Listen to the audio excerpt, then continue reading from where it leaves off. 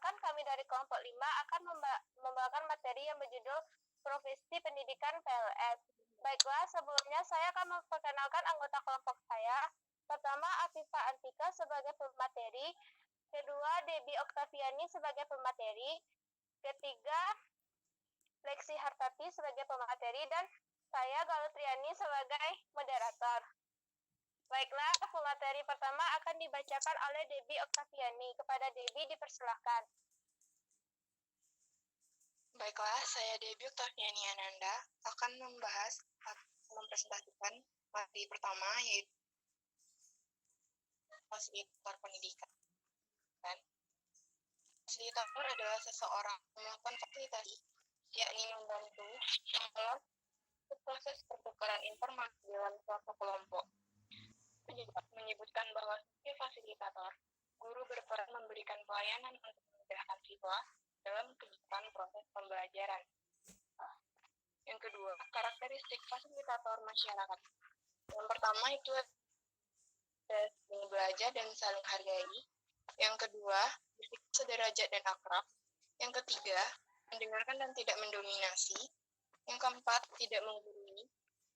Kelima, tidak memihak dan tidak mengkritik secara formal. Yang keenam, bersikap terbuka dan rendah hati. Yang ketujuh, bersikap positif. 8, selalu melakukan kontak mata dengan peserta. 9, memperhatikan peserta yang diam. Dan yang terakhir, kreatif. Yang ketiga ada lingkup kerja.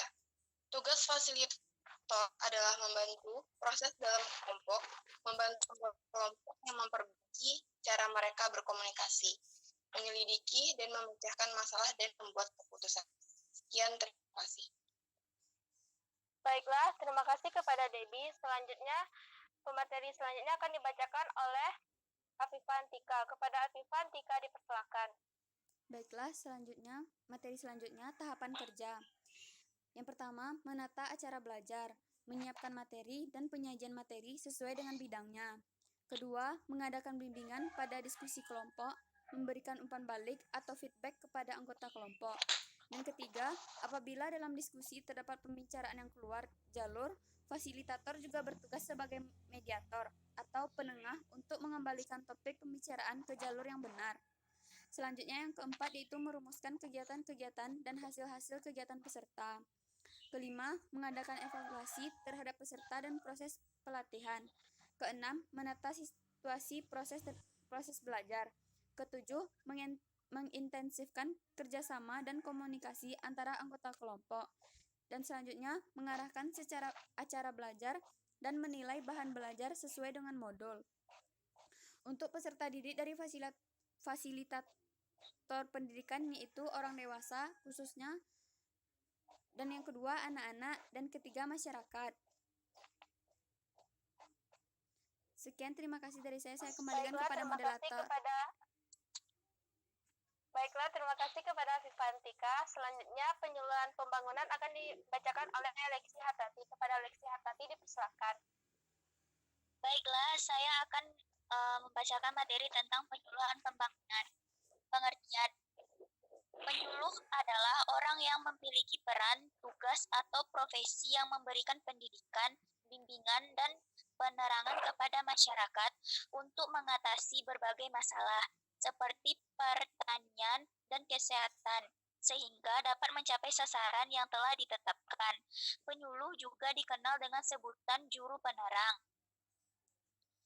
Biasanya penyuluh atau juru penerang menjalankan perannya dengan cara mengadakan ceramah, wawancara, dan diskusi bersama khalayak khusus. Karakteristik penyuluh pembangunan.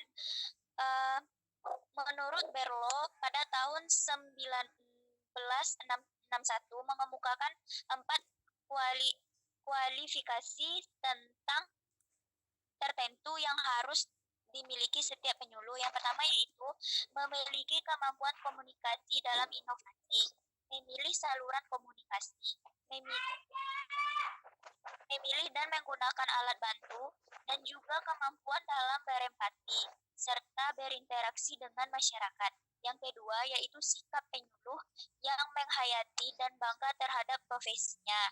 Yang ketiga, kemampuan pengetahuan penyuluh tentang isi, fungsi, manfaat, dan nilai yang terkandung dalam inovasi yang disampaikan. Yang kedua, latar belakang dan keadaan masyarakat sasarannya.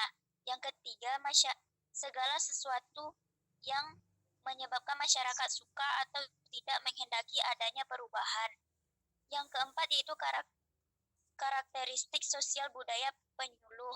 Penyuluh yang baik sejauh mungkin memiliki latar belakang sosial budaya yang sesuai dengan keadaan sosial budaya masyarakat sasaran. Selanjutnya yaitu ruang lingkup penyuluh pembangunan.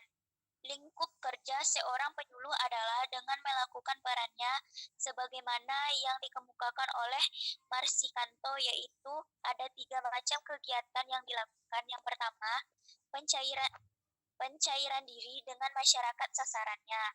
Yang kedua, menggerakkan masyarakat untuk melakukan perubahan-perubahan. Yang ketiga, memantapkan hubungan dengan masyarakat sasaran. Sekian materi dari saya. Baiklah, selanjutnya pemateri akan dibacakan oleh Franky. Kepada Franky dipersilakan. Baiklah, materi selanjutnya itu mekanisme dan tahapan kerja. Yang pertama ada perumusan program atau rencana kegiatan penyuluhan pembangunan. Yang kedua ada penyusunan program penyuluhan pembangunan. Yang ketiga ada pengesahan program penyuluhan pembangunan. Yang keempat ada pengenalan keadaan atau situasi masyarakat setempat. Yang kelima yaitu pelaksanaan program pembangunan. Dan yang terakhir ada penilaian atau evaluasi. Selanjutnya yaitu peserta didik. Yang pertama merupakan masyarakat. Yang kedua orang dewasa yang terlibat dalam penyuluhan pembangunan. Dan yang ketiga tokoh-tokoh masyarakat atau orang-orang yang berpengaruh dalam masyarakat tersebut. Sekian, saya kembalikan kepada moderator.